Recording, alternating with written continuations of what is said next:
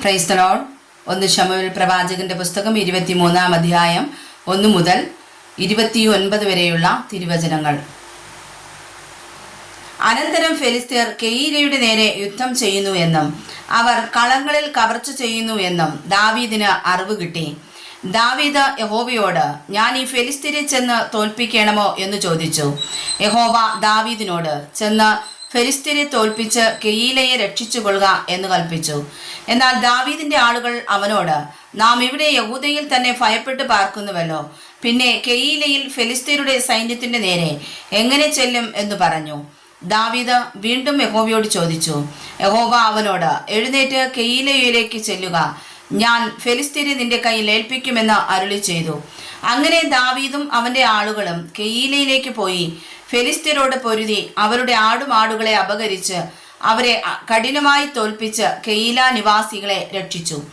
അഹീമേലെക്കിന്റെ മകനായ അബ്യാഥാർ കെയീലയിൽ ദാവീദിന്റെ അടുക്കൽ ഓടി വന്നപ്പോൾ കൈവശം ഏഫോദ് കൂടെ കൊണ്ടുവന്നിരുന്നു. ദാവീദ് കെയീലയിൽ വന്നിരിക്കുന്നു എന്ന് ശൗലിന് അറിവ് കിട്ടി. ദൈവം അവനെ എൻ്റെ കയ്യിൽ ഏൽപ്പിച്ചിരിക്കുന്നു, വാതിലും ഓടാമ്പലുമുള്ള പട്ടണത്തിൽ കടന്നിരിക്കൊണ്ട് അവൻ കുടുങ്ങിയിരിക്കുന്നു എന്ന് ശൗൽ പറഞ്ഞു. പിന്നെ ശൗൽ ദാവീദിനെയും അവന്റെ ആളുകളെയും വളയേണ്ടതിന് കെയീലയിലേക്ക് പോകുവാൻ സകല ജനത്തെയും യുദ്ധത്തിന് വിളിച്ചുകൂട്ടി. ശൗൽ തന്റെ നേരെ ദോഷം ആലോചിക്കുന്നു എന്ന് ദാവീദ് അറിഞ്ഞപ്പോൾ പുരോഹിതനായ അബ്യാഥാരിനോട് ഏഫോദ് ഇവിടെ കൊണ്ടുവരിക എന്ന് പറഞ്ഞു. പിന്നെ ദാവീദ്, ഇസ്രായേലിന്റെ ദൈവമായ യഹോവേ, ശൗൽ കെയീലയിലേക്ക് വന്ന എന്റെ നിമിത്തം ഈ പട്ടണം നശിപ്പിപ്പാൻ പോകുന്നുവെന്ന് അടിയൻ കേട്ടിരിക്കുന്നു. കെയീല പൗരന്മാർ എന്നെ അവന്റെ കയ്യിൽ ഏൽപ്പിച്ചു കൊടുക്കുമോ? അടിയൻ കേട്ടിരിക്കുന്നത് പോലെ ശൗൽ വരുമോ? ഇസ്രായേലിന്റെ ദൈവമായ യഹോവേ, അടിയനെ അറിയിക്കണമേ എന്ന് പറഞ്ഞു. അവൻ വരുമെന്ന് യഹോവ അരുളി ചെയ്തു. ദാവീദ് പിന്നെയും, കെയീല പൗരന്മാർ എന്നെയും എന്റെ ആളുകളെയും ശൗലിന്റെ കയ്യിൽ ഏൽപ്പിച്ചു കൊടുക്കുമോ എന്ന് ചോദിച്ചു. അവർ ഏൽപ്പിച്ചു കൊടുക്കുമെന്ന് യഹോവ അരുളി ചെയ്തു.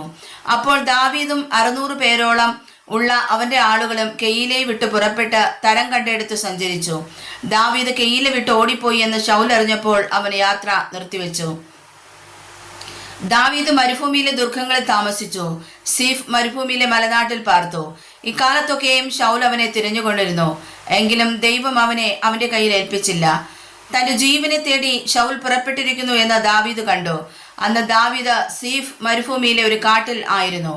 അനന്തരം ശൗലിന്റെ മകനായ യോനാഥാൻ പുറപ്പെട്ട് ആ കാട്ടിൽ ദാവീദിന്റെ അടുക്കൽ ചെന്ന് അവനെ ദൈവത്തിൽ ധൈര്യപ്പെടുത്തി അവനോട്, ഭയപ്പെടേണ്ട, എന്റെ അപ്പനായ ശൗലിന് നിന്നെ പിടികിട്ടുകയില്ല. നീ ഇസ്രായേലിന്റെ രാജാവാകും. അന്ന് ഞാൻ നിനക്ക് രണ്ടാമനുമായിരിക്കും. അതിന്റെ അപ്പനായ ശൗലും അറിയുന്നു എന്ന് പറഞ്ഞു. ഇങ്ങനെ അവർ തമ്മിൽ യഹോവയുടെ സന്നിധിയിൽ ഉടമ്പടി ചെയ്തു. ദാവീദ് കാട്ടിൽ താമസിക്കുകയും യോനാഥാൻ വീട്ടിലേക്ക് പോവുകയും ചെയ്തു. അനന്തരം സീഫിയർ ഗിബയിൽ ശൗലിന്റെ അടുക്കൽ വന്നു.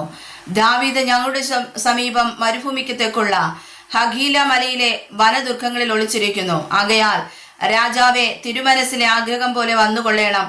അവനെ രാജാവിന്റെ കയ്യിൽ ഏൽപ്പിച്ചു തരുന്ന കാര്യം ഞങ്ങൾ ഏറ്റിരിക്കുന്നു എന്ന് പറഞ്ഞു. അതിന് ശൗൽ പറഞ്ഞത്, നിങ്ങൾക്ക് എന്നോട് മനസ്സിലിവ് തോന്നിയിരിക്കൊണ്ട് നിങ്ങൾ യഹോവയാൽ അനുഗ്രഹിക്കപ്പെട്ടവർ. നിങ്ങൾ പോയി ഇനിയും സൂക്ഷ്മമായി അന്വേഷിച്ച് അവന്റെ സഞ്ചാരം എവിടെയൊക്കെ ആകുന്നു എന്നും അവിടങ്ങളിൽ അവനെ കണ്ടവർ ആരെല്ലാം എന്നും അറിഞ്ഞുകൊള്ളുവിൻ. അവൻ വലിയ ഉപായി ആകുന്നു എന്ന് ഞാൻ കേട്ടിരിക്കുന്നു. ആകയാൽ അവൻ ഒളിച്ചിരിക്കുന്ന ഒളിവിടങ്ങളെല്ലാം കണ്ടറിഞ്ഞു വന്ന സൂക്ഷ്മ വിവരം എന്നെ അറിയിപ്പിൻ. ഞാൻ നിങ്ങളോട് കൂടെ പോരും. അവൻ ദേശത്തെങ്ങാനും ഉണ്ടെന്ന് വരികിൽ ഞാൻ അവനെ യഹൂദ സഹസ്രങ്ങളിലൊക്കെയും അന്വേഷിച്ചു പിടിക്കും. അങ്ങനെ അവർ പുറപ്പെട്ട് ശൗലിന് മുമ്പേ സീഫിലേക്ക് പോയി. എന്നാൽ ദാവീദും അവന്റെ ആളുകളും മരുഭൂമിയുടെ തെക്ക് അരാബായിലെ മാവോൻ മരുവിൽ ആയിരുന്നു. ശൗലും അവന്റെ പടജനവും അവനെ തിരയുവാൻ പുറപ്പെട്ടു. അത് ദാവീദിന് അറിവ് കിട്ടിയപ്പോൾ അവൻ മാവോൻ മരുവിലെ സേലയിൽ ചെന്ന് താമസിച്ചു. ശൗൽ അത് കേട്ടപ്പോൾ മാവോൻ മരുവിൽ ദാവീദിനെ പിന്തുടർന്നു. ശൗൽ പർവ്വതത്തിന്റെ ഇപ്പുറത്തും ദാവീദിന്റെ ആളുകളും പർവ്വതത്തിന്റെ അപ്പുറത്തും കൂടി നടന്നു. ശൗലിനെ ഒഴിഞ്ഞു പോകുവാൻ ദാവീദ് ബന്ധപ്പെട്ടു. ശൗലും പടജനവും ദാവീദിനെയും അവന്റെ ആളുകളെയും വളഞ്ഞു പിടിപ്പാൻ എടുത്തു. അപ്പോൾ ശൗലിന്റെ അടുക്കൽ ഒരു ദൂതൻ വന്ന്, ക്ഷണം വരേണം, ഫെലിസ്ത്യർ ദേശത്തെ ആക്രമിച്ചിരിക്കുന്നു എന്ന് പറഞ്ഞു. ഉടനെ ശൗൽ ദാവീദിനെ പിന്തുടരുന്നത് വിട്ട ഫെലിസ്ത്യരുടെ നേരെ പോയി. ആകയാൽ ആ സ്ഥലത്തിന് സേല ഹമ്മ ഗ്ലോക്കോത്ത് എന്ന് പേരായി. ദാവീദോ അവിടം വിട്ട് കയറിപ്പോയി ഏൻ ഗതിയിലെ ദുർഗങ്ങളിൽ ചെന്ന് പാർത്തു. വായിച്ചതായ തിരുവചനങ്ങളാൽ പരിശുദ്ധ കർത്താവ് നമ്മേവരെയും സമൃദ്ധമായി അനുഗ്രഹിക്കുമാറാകട്ടെ. ആമേൻ.